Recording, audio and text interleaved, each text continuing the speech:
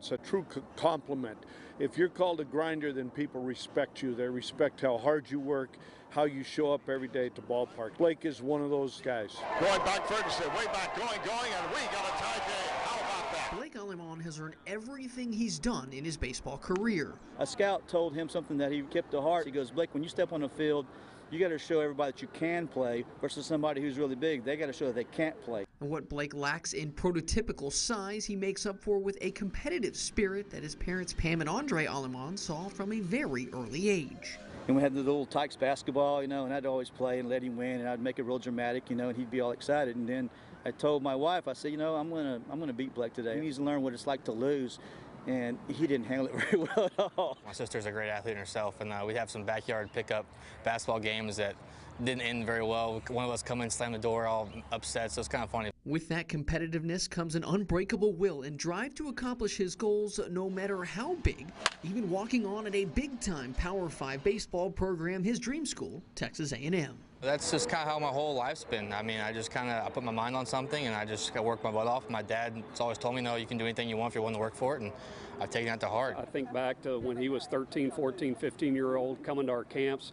He always stood out to me, even at that age, because he played so hard. He played with a chip on his shoulder. So you're now being recruited by A&M, and I was like blown away. It was like, this is really happening, pinch yourself type thing. And they offered him a roster spot, so he was invited to walk on his freshman year. The kid that arrived in College Station without a scholarship left an indelible mark on a university that runs in his blood, starting the 4th most games in Aggie baseball history. He's going to just do what it takes to play Aggie baseball, and that's really what he did. He's a mentor to me.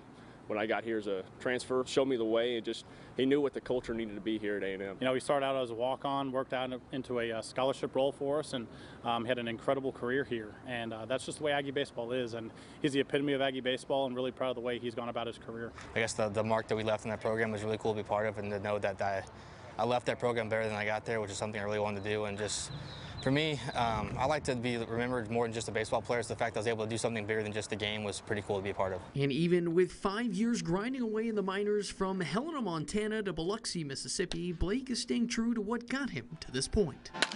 He's not going to play every day, but when he plays, you know what you're going to get. You're going to get a guy that goes out there and gives you everything. And the grind is tough, but at the same time, getting to do the game I love. I get to work.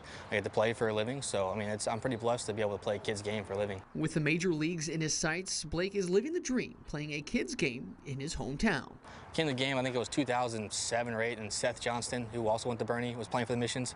And I went to the game. I was like, man, went to Bernie and played. That'd be so cool if I could ever do that. And it turns out I did do that, so it's pretty cool that was come full circle. As tough as the journey back to South Texas has been, the next step to the major leagues will be even tougher. Blake's going to do what he's always done and make it hard for anyone to deny him that opportunity. I said, don't have those doubts. Work at it as long as you can, and so that when you know that you can't do it anymore, then you can walk away satisfied. But he still believes he can do it.